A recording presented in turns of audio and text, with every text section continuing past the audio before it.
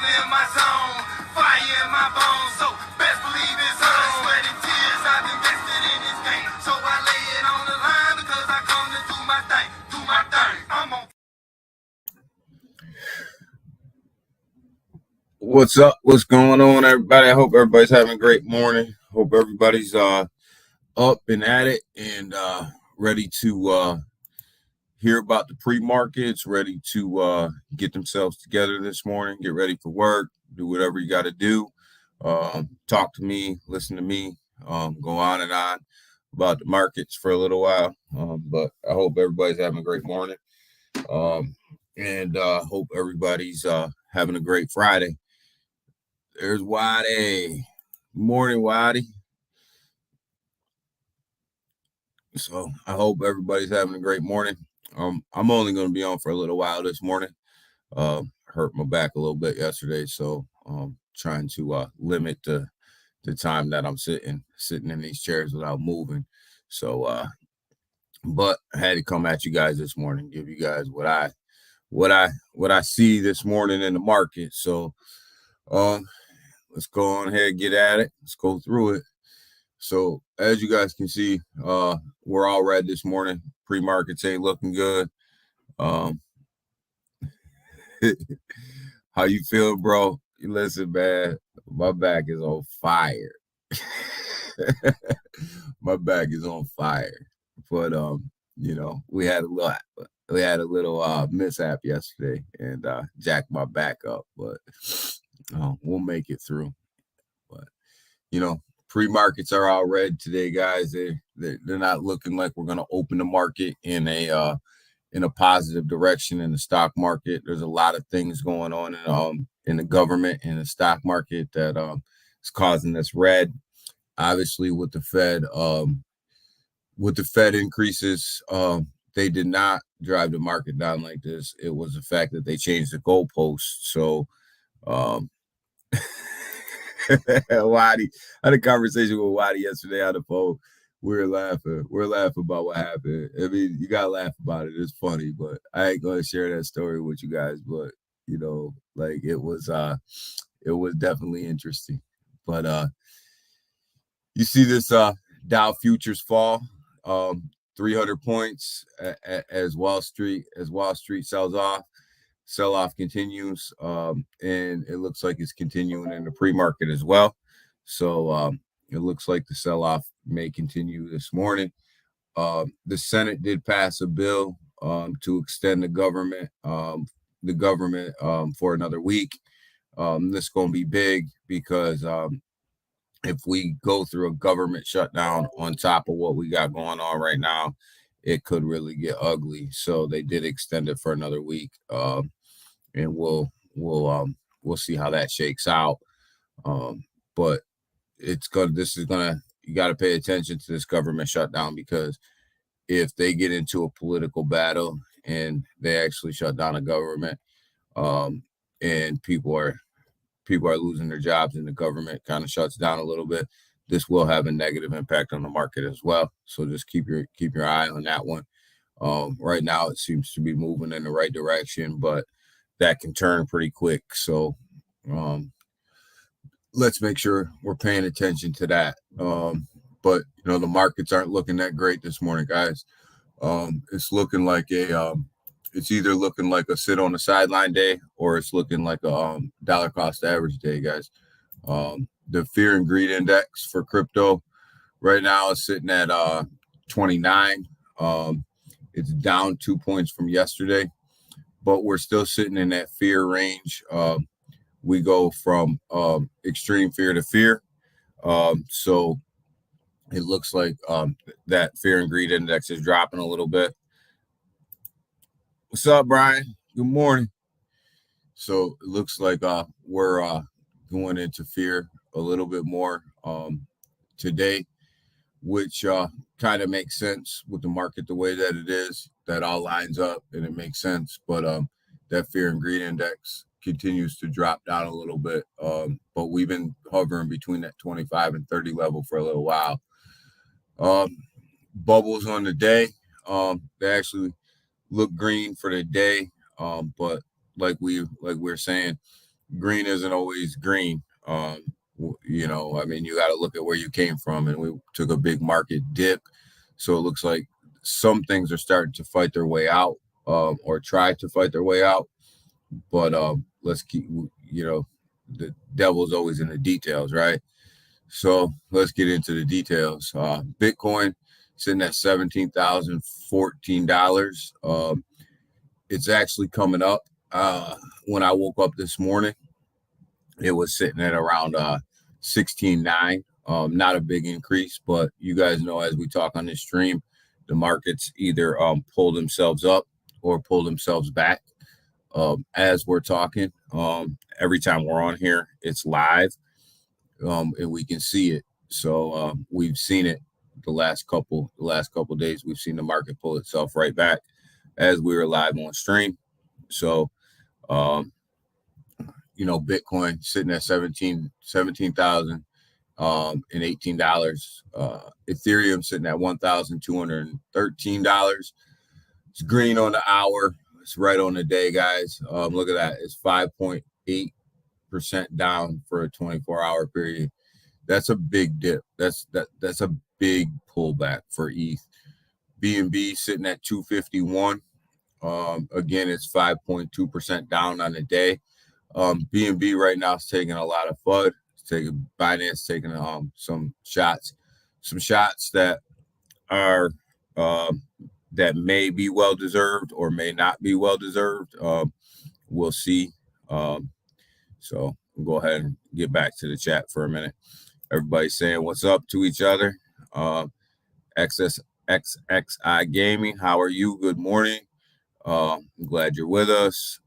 Brian, say good morning. Glad you're here. Barbara, good morning. How are you? I hope your morning is going great. Glad to see you here this morning.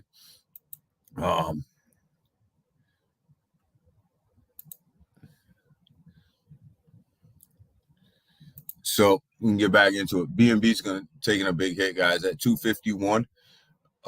It's down. It's down. It seems like it's right with Ethereum right now, at about 5% down on a day. But BNB at 250, guys. This is a big pullback for BNB. So a lot of stuff going around about BNB right now, and we'll get into that in a little bit in my thoughts on Binance and where they're at and how it's going to affect the market. XRP sitting at 36 cents, guys, right now. It's up on the hour, but it's outperforming the market by about 1%. It's only down 4.2%. But it's definitely pulling back from where it was. And that's going to be the common theme all the way down through here. Dogecoin pulling way back. So Polygon sitting at 85 cents. This is down about 5 cents from where we were talking about it just a couple of days ago. Big pullback in Polygon. It's still outperforming the market like it has been for a long time. It's only lost 4.4% over the 24-hour. So it's outperforming the market, but barely outperforming the market. But Polygon has continually outperformed the market with its percent of gains or percent of losses. So that trend continues, but it still doesn't look great for Polygon today. Solana, we've talked about Solana, guys. It's dipped down into that 13-cent range again. I am staying clear of Solana. I'm not buying Solana because I still think that Solana's bottom isn't in. So I'm gonna sit on the sidelines on Solana. Good morning, Barb. Good morning, Waddy. Kim, how are you? Good morning.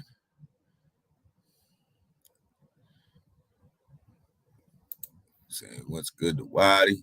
Seiko Hunt, good morning. How are you? Glad you joined us today. But I don't think the bottom's in on Solana yet, guys. So if you're in Solana, it's probably a great time to dollar cost average your way down. If you're not in Solana, you can either get in now, dollar cost average your way down, or you can go ahead and sit on the sidelines and wait. Not quite sure what's going to happen with Solana at this point. Um, Moving down here, Stellar took a big hit as well. In the market, it's down to 7 cents. This thing was up at 9 cents. Chronos, guy, it's in that 5 cent range. It's down to 5.98. I told you guys I was going to buy Crow if it got down to the 5 cent level. I did buy a little bit of Crow this morning. Not a lot. I'm going to sit back and wait. I'm going to see where this goes. If the market continues to dip down, I believe that Crow's floor may be around that 3.5 cent level. So I'm just going to kind of wean my way into that. So, but I did pick some up, to be fully transparent with you guys. I did buy a little bit. Quant had a big pullback as well, down to 117. So it pulled back with the market about 4.3%, outperforming the market a little bit, but the pullback is big. The pullback in the market right now is big. I'm sorry, this is on the hourly, guys. So this is green on the hourly. If we switch this to the day, this would all be red, and we can probably go ahead and look at that. Yeah, you see the difference in that 24-hour chart versus that hourly chart. This thing is just bleeding red on the day. It doesn't look good, and it doesn't make my morning feel all warm and fuzzy. So I'll go back to the hourly where it looks a little bit better, but it makes my morning coffee feel a little bit better when I can at least see some green. So I don't like that daily chart. Brian says Solana makes me think big dip coming. Yeah, I think so. I don't think the floor is in on Solana yet, Brian. I'm not technically in. I don't own any Solana. I used to own some Solana. I sold off a long time ago. I think Solana will make it. I think they'll survive. But I don't think that they're going to get back to their all-time highs anytime soon. So they got a lot of exposure to FTX. So Maddie, good morning. How are you, Maddie? Everybody's saying hi to everybody. I like to see that. I like to see everybody. Everybody's saying hi. Looking like another bad day, man. It's going to be a little rough today. I think I'm loving the fall of crypto right now. I'm adding to my bags. Yeah, and that's in these markets right now. This is what you got to do. Well, I shouldn't say this is what you got to do because I'm not financial advice. And if you need a financial advisor, go get one. I'm not it. But right now the projects that I really believe in, I'm holding on to and I'm buying as the charts dip, and I'm lowering my cost per token as the market goes down. And I'm just continually adding to the bags that I have at a discount rate, and just trying to lower the cost of everything that I own, so that when the market does turn around, I'm actually going to make more money off the money that I had in there. So that's kind of my plan right now. I'm at work. I'm at work trying to listen, and my boss is not. Yeah, well, try to listen while you're at work. I'm getting ready to go to work here pretty soon. So Maddie,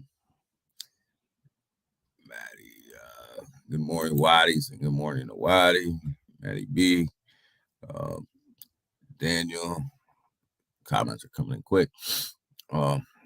Daniel, I'm not thinking.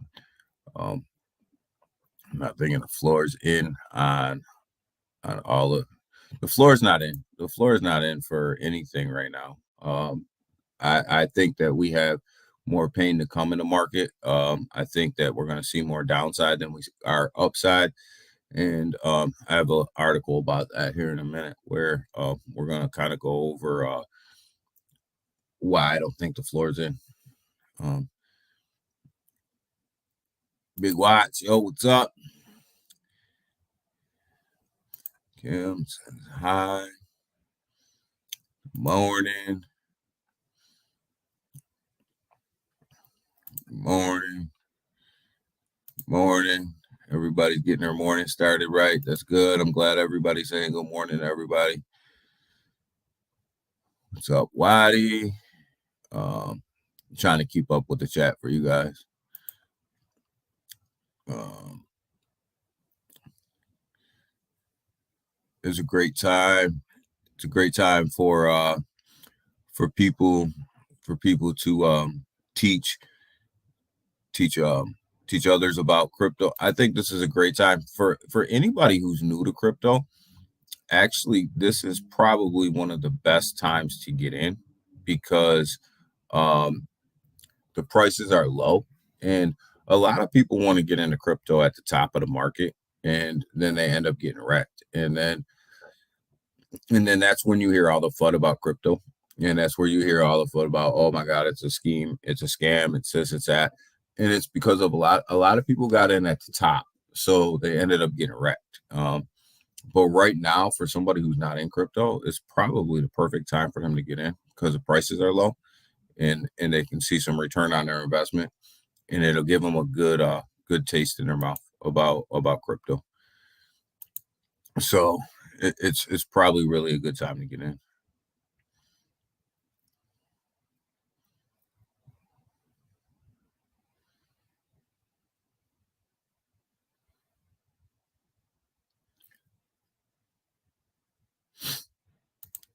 Yeah. So there's your bubble. We're going to move on a little bit and see if we can get into a little bit of this news, and then we'll come back to the bubbles and see um, and talk about kind of where the market's going to go and where it's going to end today. Um, OKX token spikes after Elon Musk follows the crypto exchange on Twitter. And this was an interesting article I was reading this morning. Elon Musk actually came out and publicly blasted FTX. Didn't have a good stuff to say about FTX, obviously. And he mentioned OKX, and then he followed them, and the price spiked just because of that. So I call this the Elon Musk effect. He's sitting at $24.09 at the time of this article. This morning, I believe it was a little bit higher. So I call this the Elon Musk effect. He uh, he mentioned it, and the price itself spiked.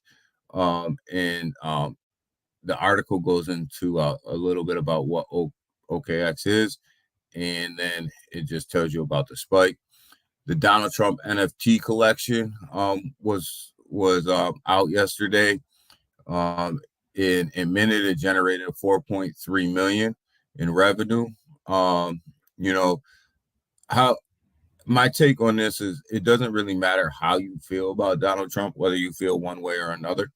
The fact that politicians are starting to mint NFTs really kind of leads you down the path of more and more politicians will start to utilize NFTs to generate revenue for their campaigns.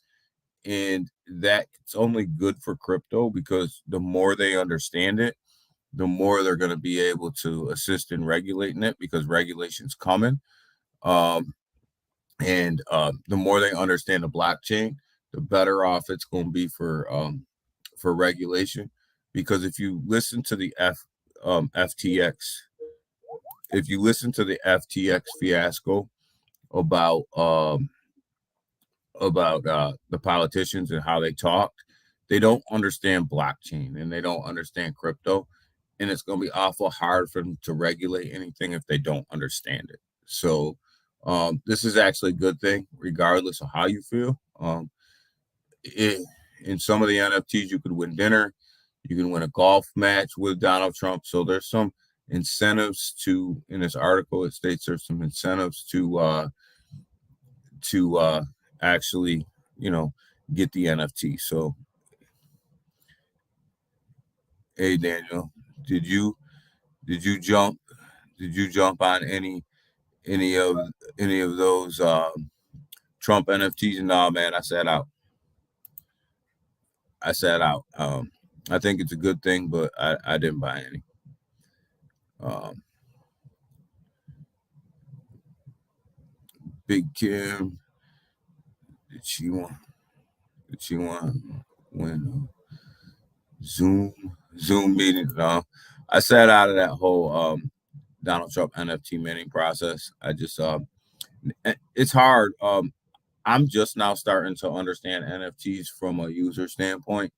I understand the value of them, and I understand where NFTs can go, and I understand the future of NFTs. But NFTs are just now starting to come out with utility attached to them.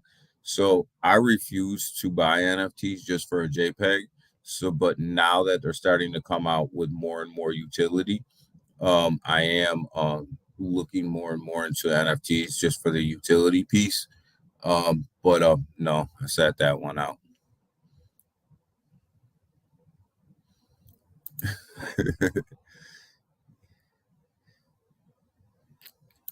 Kim, did you buy any of the Donald Trump NFTs?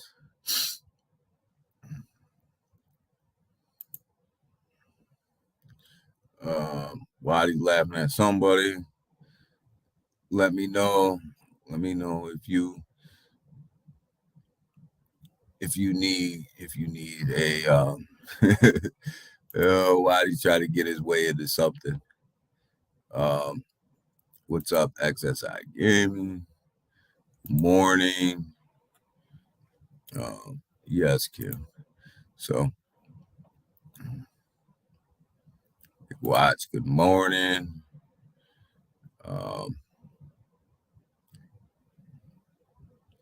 I started too, but you started to buy some of them big watch. You were gonna get in.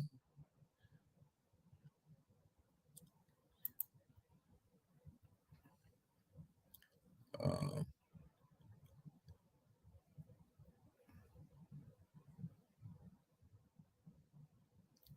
Kim said she got several NFTs bought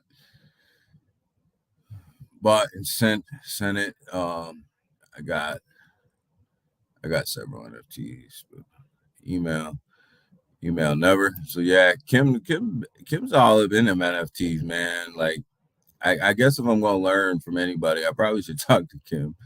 Uh,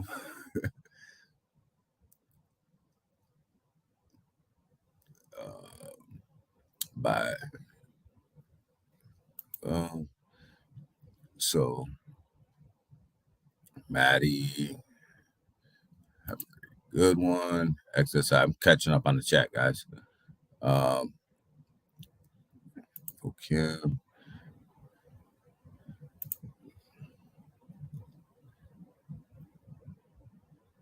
No, I didn't. I thought you got in.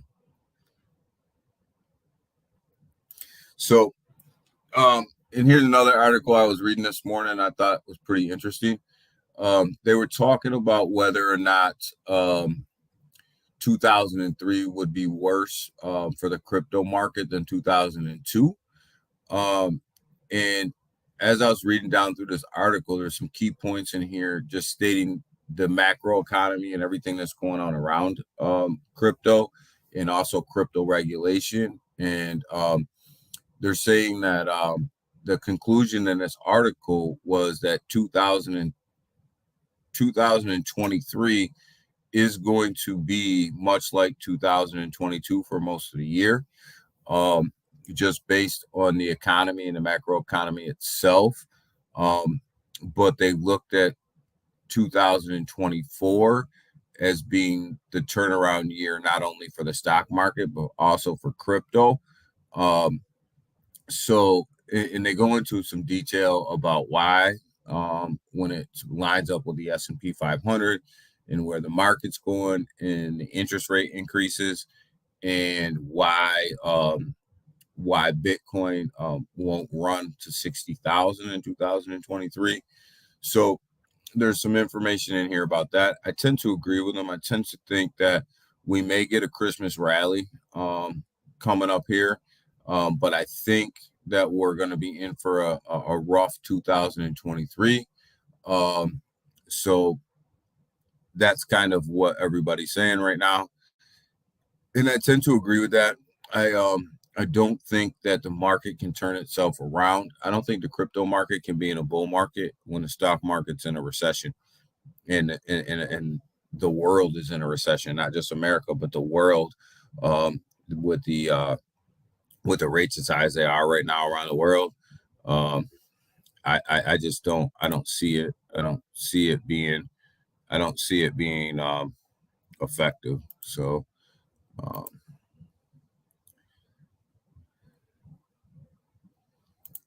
you got chatty this morning. Loving it. I like to see you guys just kind of like talking to each other in the chat and being chatty this morning. Um, I like to see that. Gets everybody's morning started off good. But so that article going back up to 2023, it's lining up to what everybody else is saying, is that 2023 will probably be another accumulation year. It'll probably be another year where you're just dollar cost averaging into your bags, and we're just kind of holding on and waiting for the bull run to happen. So that's okay too. The more tokens you have, the more money you're going to make when the bull run happens. It's kind of like having money in the bank, as long as you're not upside down in your investment. Binance reserves are accounted for and fully backed. This report states, and we talked a little bit earlier about BNB dipping due to the FUD and due to the questions that CZ has. And according to this article, and according to somebody who really looked into this, and I forget the name of the person who actually really looked into it, is that Binance's assets are actually backed 1-to-1. And they went into the blockchain and they looked at the wallet addresses of what was in there, right here, of what was actually in there versus what was actually reported on the financials, and they matched up, and it looked like the assets themselves were backed 1-to-1. And that Binance actually is doing what it says it's doing. I tend to believe this, and we talked a little bit about this before. I think the crypto market in general is moving forward when it comes to transparency. And I always take a year look back, and if you take a year look back, we didn't know anything about the centralized exchanges and whether or not they were backed, or whether or not they were or weren't backed by anything. And this year, we at least know that they are backed by, some of them are backed by the cryptocurrency, whether they are or whether they're not backed. We know that. I think the next logical step is to look at assets versus liabilities. This is something that I've said before. I don't think we're there yet. I think we will get there, at least in the United States. I don't know about other countries, but we will get there, I believe. But that's the next step. I know everybody wants that right now, but when you're looking at an industry like this, you can't make all the changes at once. You have to step them in. But I do think that the next logical step from an auditing standpoint is looking at assets versus liabilities. I think if we would have seen that in FTX, you would have seen what was coming really fast. And it would have been pretty much right in your face. So I think that's the next step, but I just don't think we're there yet, and that's okay. We'll get there. We're better off this year than we were last year. So that's a positive to me, I'll take that for right now. So I think we're gonna end up being okay. Um, so I think we'll move forward, and we will be able to get that information. No problem. So let me catch up on the chat here. Um, Wadi and Kim, Kim and Wadi, Maddie. Have a good. You too, Maddie. Wadi. You never know. You never know if Trump wins. You never know. You never do know. Um, but market cap for crypto right now is sitting at 8,027,000,000. Another $30 billion came out of the market in the last 24 hours. So when you look at this, it reflects in the price. Another 30 billion came out. So obviously it's going to reflect in the price. So it's one of these things where we have to expect the price to go down when money like that's coming out of the market. So let's take a look at Volt today. We're sitting at 501017. Looks like it's dipping back a little bit. Obviously, with the market dipping back, your lower market caps coins are going to dip back as well. Let's look and see what the volume is doing on the exchanges here, because this is the majority of the volume. Gate.io sitting at just under $1 million. Just under $1 million. It was above $1 million yesterday, sitting at just under $1 million today over the 24-hour. And Polonex has pulled back to 564,000, and this was well over $1 million yesterday. So you see the volume has pulled back, even on the centralized exchanges. Uniswap is doing 92,000, under 100,000, and Pancake Swap's only doing 9,600. So volume has pulled back, and that makes sense with where the market is right now. That makes perfectly good sense. But great news for Volt is that they're on 99 exchanges, and like we talked about yesterday, there's only one other token that has been on 99 exchanges in the short amount of time, in less than a year, and that is ApeCoin. And we all know why ApeCoin got on all them exchanges, and that is because they were backed by the Bored Ape Yacht Club, and they came out on all the tier ones. So 99 exchanges is a huge deal. It's a huge accomplishment, and it's going to set Volt up nice for the bull run. So it's going to be good.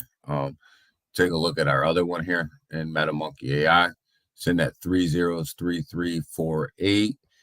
Obviously, trading volumes pulled back, same as Volt. I mean, it's a market thing right now at this particular juncture of where we are. We can look and see what the centralized exchanges are doing here. On a 24-hour volume, Bitmart is still leading the way at $1,048. So Bitmart's still putting out the most volume.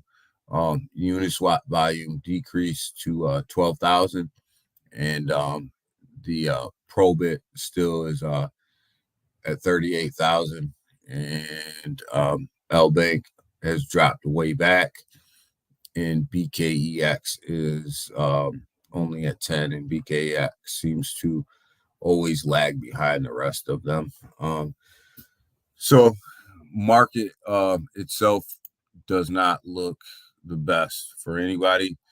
Let's see how far Shiba Inu dropped over the last 24 hours. When we talked yesterday, they were at 16, and they're still sitting at 16 today. But they've dropped all the way down to 16. You guys know how I feel about SHIB. Until they come out with utility, they'll continue to drop. It is what it is, and that's just how it's going to happen. Until they drop Shibarium and Shibarium comes out, they're going to continue to fall down this chart because until you have utility with your token or your coin, you're not going to be able to stay in the top 10. It's just not the way that the new investors are looking at crypto right now, and it's not the direction that crypto is headed in the future. So until SHIB can get that together, my opinion is that they're going to continue to drop down this chart, and their fall has been pretty rapid to come down all the way down to 16 from where they were at, and this fall will continue, I believe, until you look at the 24-hour.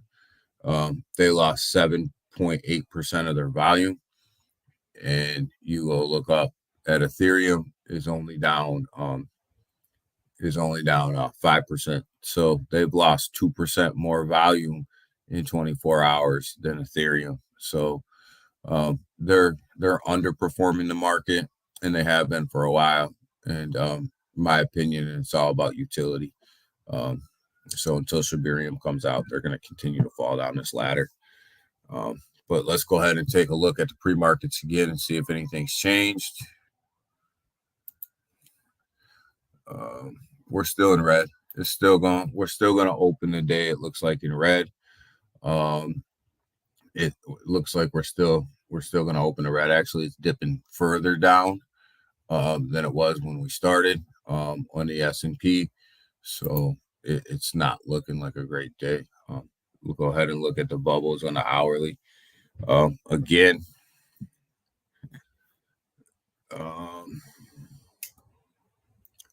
still a little bit of a mixture, but you see, Bitcoin is just idled since we've been talking. Usually, since where we get on here in the morning, and usually it's either a pump up or a pullback as we're talking. Ethereum's pretty much stayed flat. BNB's pretty much stayed flat since we've been on here. So, we'll continue to monitor this all morning. So let's talk about some things that we have coming out. MMAI has the Pure Wallet coming out this month. It's should be dropping sometime in December, from what I understand, and that's the hot and cold storage wallet that's coming out. I do have a test version of it because I have an Android. I'll be waiting for the new updated version to come out with the cold storage on there and the seed phrases and everything else. So that's supposed to be dropping in December. To use the cold storage, obviously there's I don't even call it a fee. I call it a savings account. It's $49.95. If you have $49.95 in MetaMonkey AI tokens, it'll unlock that feature for you. They don't take your tokens from you. You just have to hold that amount in your wallet for that feature to be unlocked.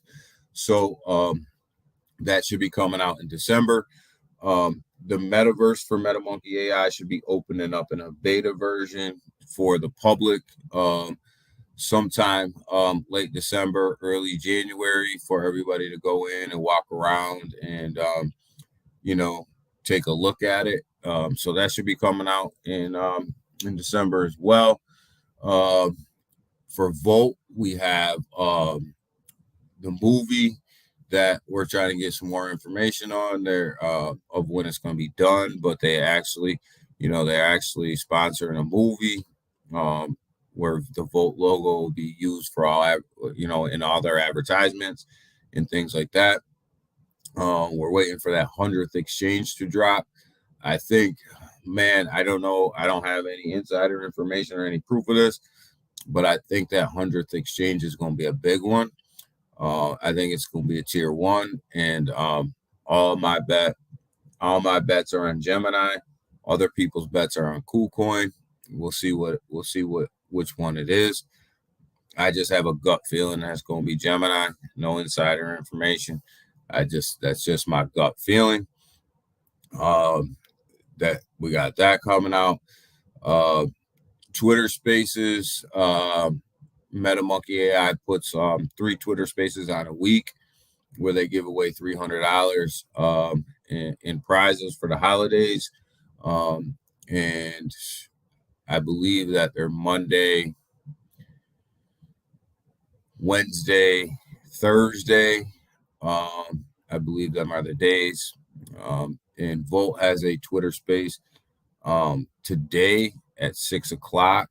And we got them things going on in the market.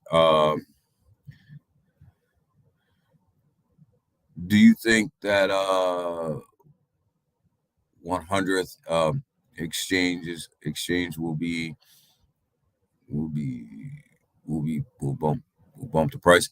I think every time you get on an exchange, it bumps the price a little bit just because of volume. I think a tier one I think a tier one will bump the price a little bit. When you got on a Gate.io, you've seen the run for Gate.io on the charts. But I think anytime you get on an exchange, you get a little bump just because of the volume. Volume alone will bump your price. Um, so yeah, you know me, I'm not going to predict whether or not it will or whether or not it won't, but I can just tell you that history proves that if you get on an exchange, that's that's big. That your price usually goes up. Hey, what's up? Good morning. I hope your morning is well. Um, I hope your morning is doing very well.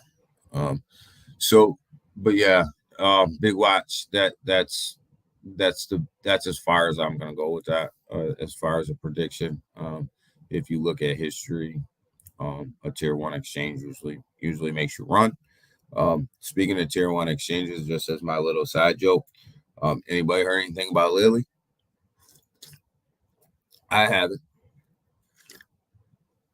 Never announce your never allow or never be in a project and it announces their exchange before the exchange announces their exchange. Let's be smarter than that. We know better than that. So I haven't heard anything. No updates. So but the market itself, guys, looks like we're going to pull back a little bit more today. Um, I did. My my expectation here is that Bitcoin is going to have a problem holding at 17,000. Um, I can see it pulling back to 16,000, and the support. I think the support for Bitcoin right now is probably at 16.5.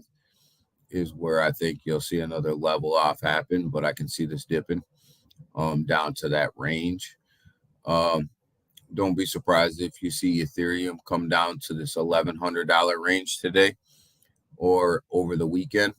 And like we talk about on every Friday here, um, on Fridays, it's never about where the market opens, but it's about where the market closes. Because where the market closes will dictate the weekend for crypto. Because remember, the markets aren't open on a weekend. The stock market's not open on the weekend. So whatever we do on Friday will kind of dictate the trading patterns for Saturday and Sunday. I never got what's that say? I never got onboarded with that. Well, that literally, yeah, me neither, man. I was out for a while. I my experience with Lily, I'll tell you my experience with Lily, and it's not, I, it's I, my experience with Lily is not a dev problem. It was just an actual, just kind of shit happens experiences. I got in on the launch and I was gonna ride it up a little bit because I knew that there was gonna be a lot. There was a lot of people getting on the launch. I was gonna ride it up a little bit, probably 2x my money and get out. But the launch didn't go well, and I ended up getting wrecked on the launch, and I just kind of pulled back, and then I never got back in. Quit following the project for a while, so just was never anything I was really interested in. But I did try to get in on the launch, but launch didn't go well. I got freaking wrecked.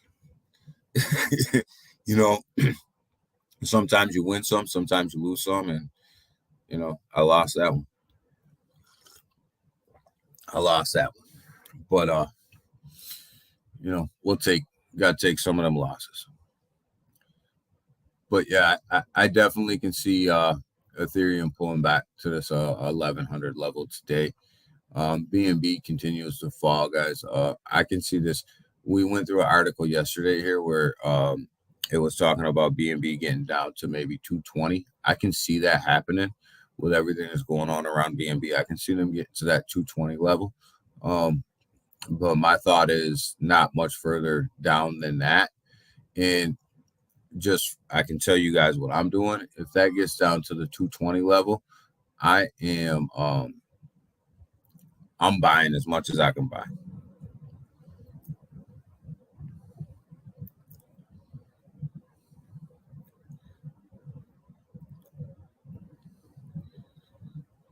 Yeah, I mean you live and you learn, and like this whole crypto experience is a learning experience for everybody. Crypto's still so new that I had a conversation the other day, and I forget whose live I was even on, and we were talking about it. And the one thing that people don't realize right now, I think they forget, is the type of market that we're in right now, and the recession that we're in, which is a federal government induced recession.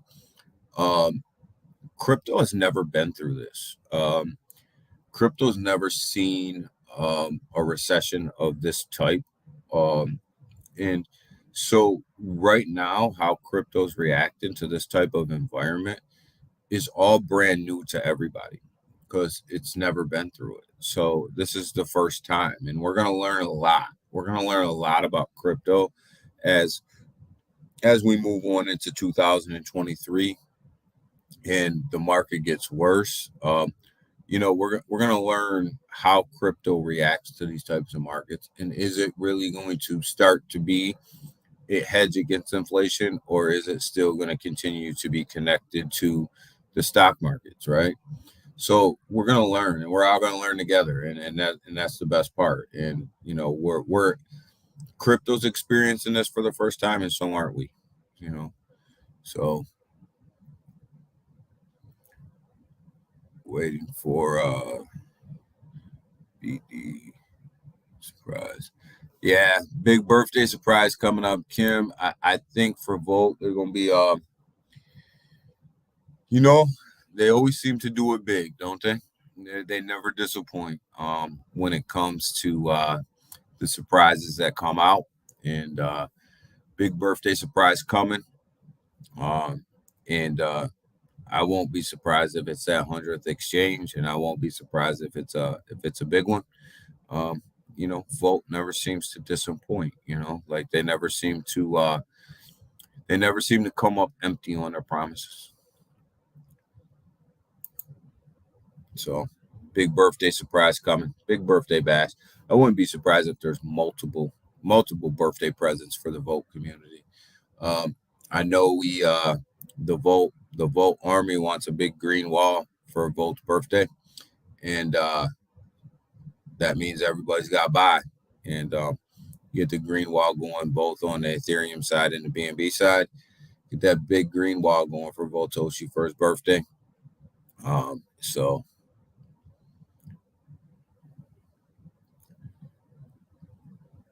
That's a good point, Daniel. And and that's what and that's why it's hard to predict. It's very hard to predict right now.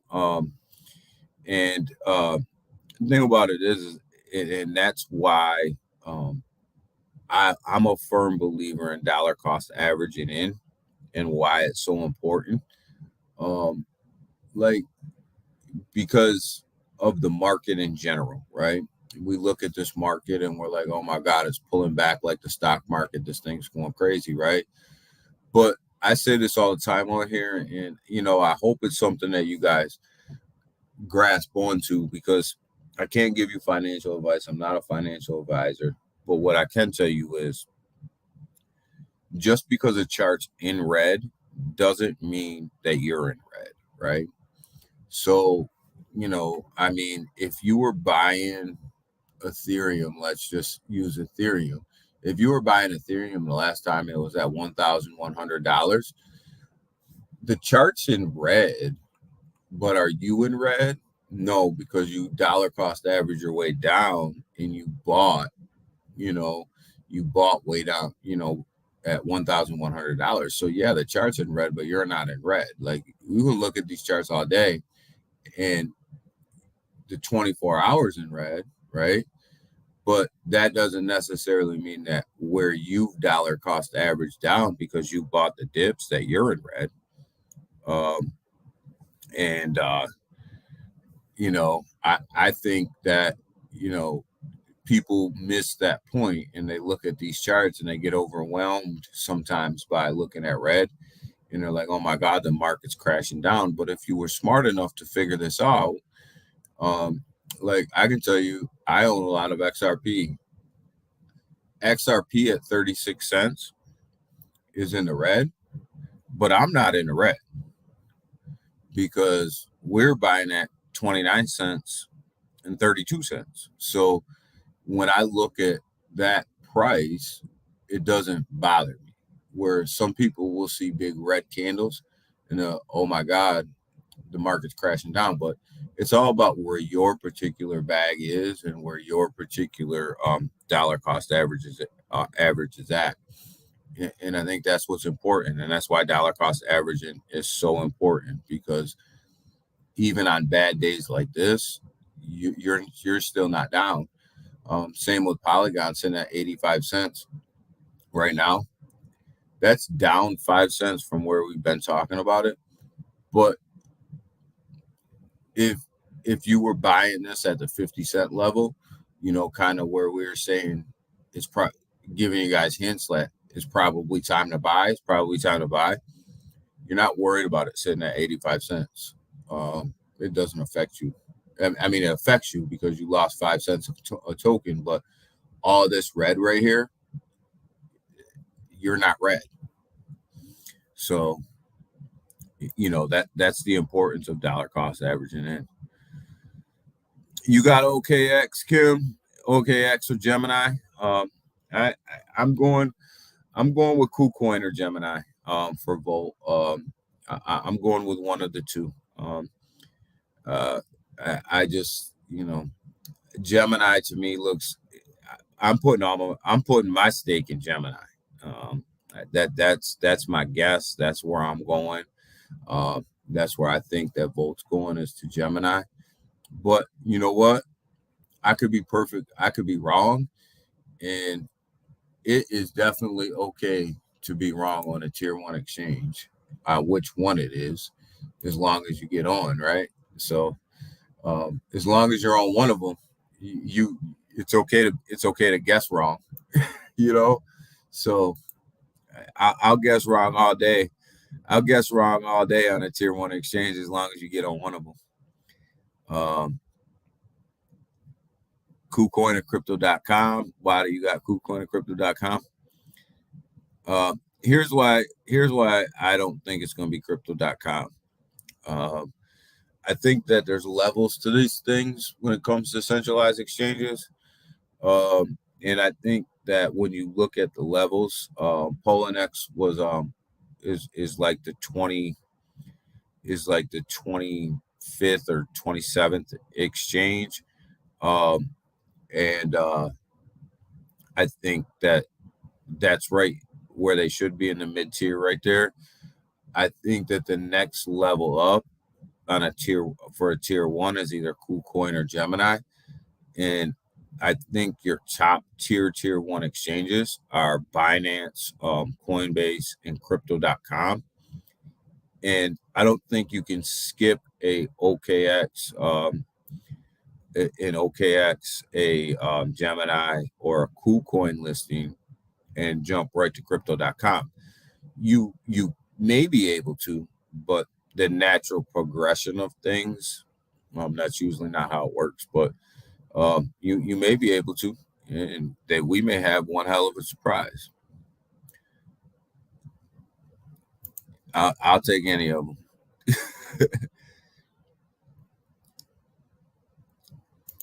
Wadi doesn't think it's Gemini. I think it's Gemini. There's a couple reasons. I'll tell you why I think it's Gemini. And this is just my own logic. I have no facts on this. This is just my thoughts. Gemini is operated in the United States, and they're also operated in New York State. And I think that going to NASDAQ and doing the NASDAQ interview, I don't think was an accident. I think that there was more behind that than we even can imagine. And I think in order to get listed on Gemini, there's a lot of New York State regulations that you have to go with. And I think that they meet the regulations. Volt does. And I think that it makes sense. Gemini makes sense just from being on NASDAQ and then turning around and going with Gemini, who operates out of New York State and operates in New York State, I should say, that meets them stringent regulations. There's only two centralized exchanges that operate in New York State, and that's Coinbase and Gemini. And I think Gemini just makes sense to me. So doesn't KuCoin though. But Gemini, I'm going with Gemini. Regulation pumps on Gemini. Yeah, and that's what I'm saying though, Wadi. Like I think that Gemini is a highly regulated centralized exchange. And I think that Volt is ready for Gemini and Gemini is ready for Volt. And I think going down to NASDAQ and having that interview, a lot of stock market traders trade on Gemini. So I don't think that was an accident. Wasn't Gemini caught in the FTX? No. That was Genesis. And Genesis was Gemini's. They contracted with Genesis for their staking platform, but all the research and all the documentation said that they're not connected to Gemini, and Gemini technically it is backed 1-to-1 because they operate in New York State. Their crypto's backed 1-to-1 and gets audited quite often. So, but no, they weren't caught in the FTX fiasco.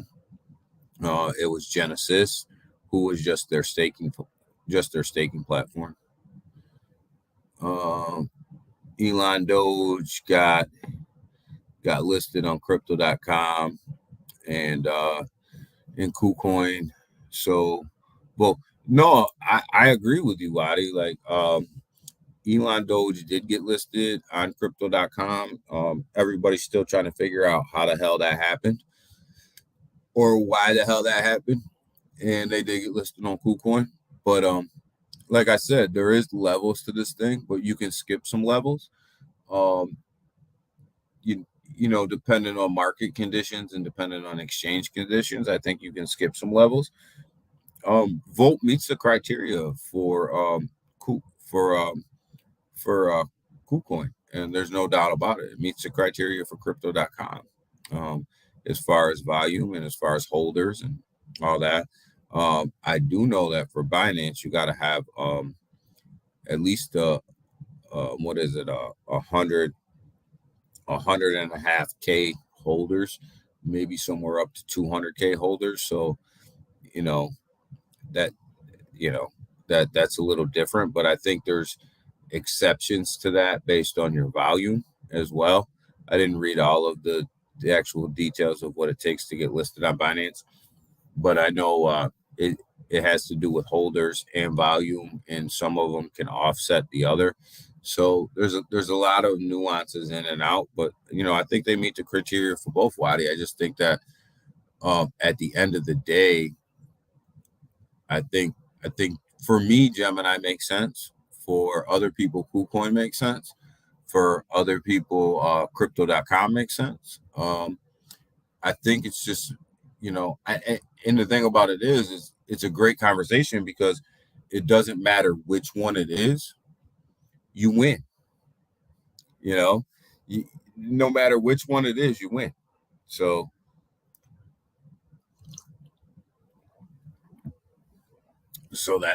that's what I'm saying is like it doesn't matter who's right and who's wrong in this particular conversation. If it happens, at the end of the day, the vote community wins. So um, we're still continue to hover here, guys. This going down a little bit though. Right about this time when we get off is right about the time that the market either starts to really boom or really starts to pull back. Um, so kind of waiting to see what happens for a second here. While we're just holding on for a second and seeing what, because right about now is the time where things start to change. But um, I want to talk to you guys about Kevin O'Leary as well, and just touch on that for a minute.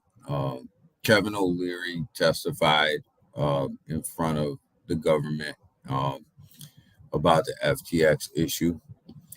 Um, and he tried to blame Binance for the FTX fiasco, and which we know all that's craziness. It's all craziness. The math just doesn't make sense.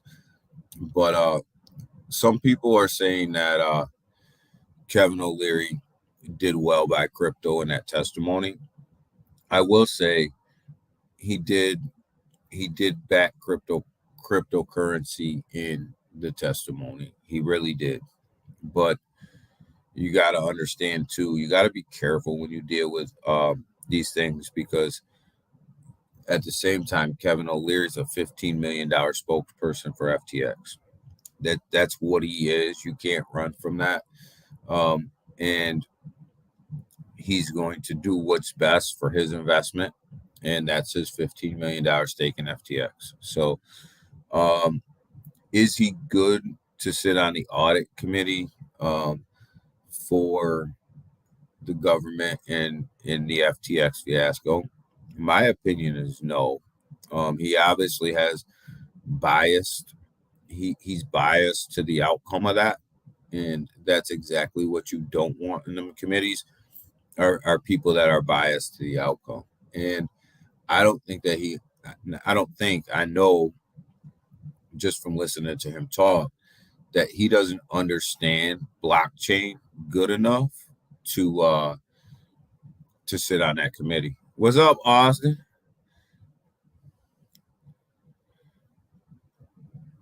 Futures are looking amazing. They're looking good, Austin. But I don't know. I don't see this market turning around today.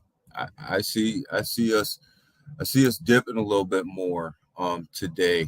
I mean, the pullback, the futures look good, but I just think that we have more to pull back a little bit today.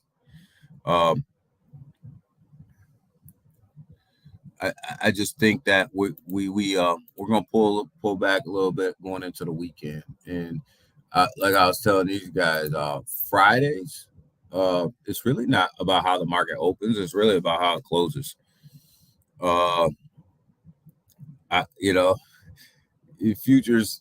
I know you were kidding, Austin, because futures ain't looking too good, man. I mean, the whole market's not looking too good, but it's really about how the market closes on a Friday because that sets the tone for the weekend.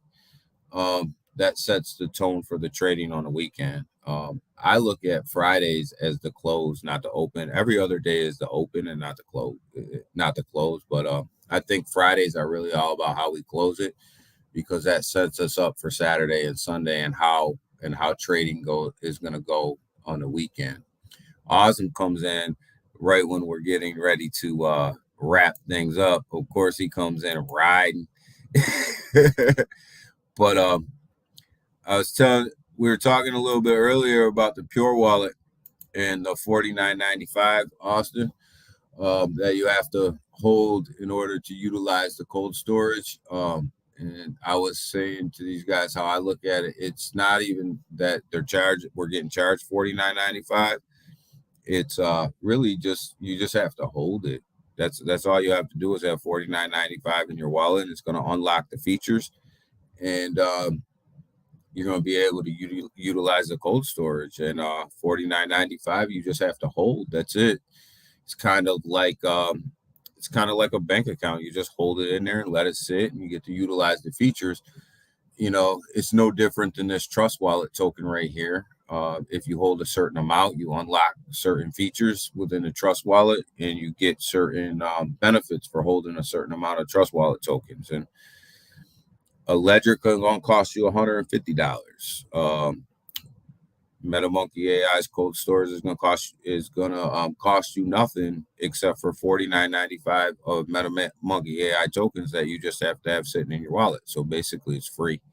It really is free when you think about it. So, I think $49.95 kind of rolls off the tongue. $49.95. We got a deal for you. $49.95. Say go hunt.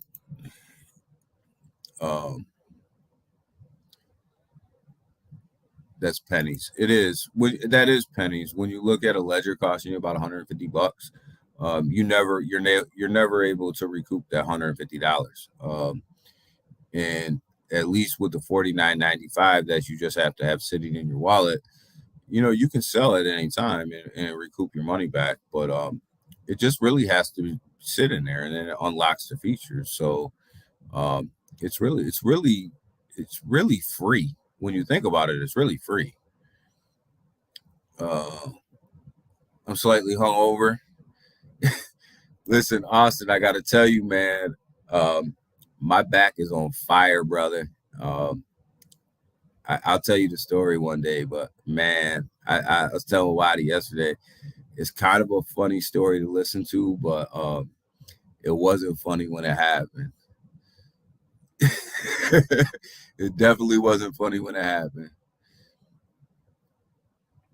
So, but yeah, I'll tell you, and we'll laugh about it, But going back to just kind of what to look forward to next week, guys. Like we were saying, MetaMonkey AI has 3 spaces next week. I'll get my dates wrong, probably, but I believe Monday, Wednesday, Thursday. Holiday giveaways, just for coming to hang out with us and doing a little bit of tweeting. So you have 3 spaces there. We have Volt space tonight at 6. And we have MetaMonkey AI's Pure Wallet coming out at some point in this month. The metaverse At some point this month is going to be this month or early next month. We'll be open to beta testing for the community. And then we got we have Volt's birthday coming up. So there's a lot of stuff coming up between December and January. A lot of stuff to participate in, a lot of stuff to look forward to outside of this market. You know, we're going to find joy in being invested in crypto. We're going to find joy in, you know, the market itself. Dollar cost average your way in. If you're into tokens and you really believe in them, make sure, you know, it's a good time to lower your cost per token. If you're looking at new entry points, you know, watch the charts, pick your entry point where you think is going to be good and get in then. I'm sitting on the sidelines a lot right now. I'm not really investing into a lot.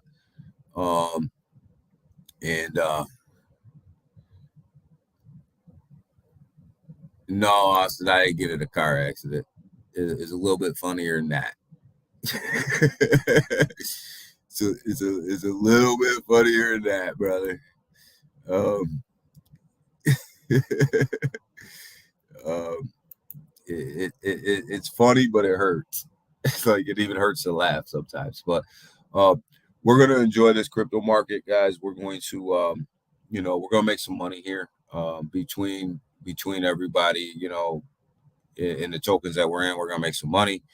And we're gonna look at this and we're gonna say to each other that we're going to dollar cost average, lower our tokens down. We're going to look at things in a positive way. And we're going to have fun in this crypto market. We're going to have fun in the stock market. We're going to all learn this thing together. And we're going to have fun doing it. And part of having fun doing it is being involved with good communities. Find yourself some good communities, get involved with them, or this crypto market will drive you nuts. Two good communities I can tell you that I'm involved in: MetaMonkey AI and Vault. Great communities, great people, and you gotta have fun in this market because these numbers don't look the best. But we're in this for the long term, guys. Long term, not short term. Bitcoin continues to pull back. I'm gonna let you guys go in a minute because I gotta go to work. But Bitcoin continues to pull back. Ethereum continues to pull back. BNB is at 250, guys. Like I said, we reviewed some numbers here yesterday. Bitcoin could go back to 220. At 220, I'm buying. Austin, I know you're buying too. I'm buying 220. I'm all in at 220. So with that, I'll let you guys go. Have a great morning. I am on my way to work. And with that, guys, I am out. Thank you guys for spending the morning with me. I really appreciate it. And I am out. And I'll see you guys on other people's channels in the chat. And we can kick it some more. Have a great morning. Thanks. Bye.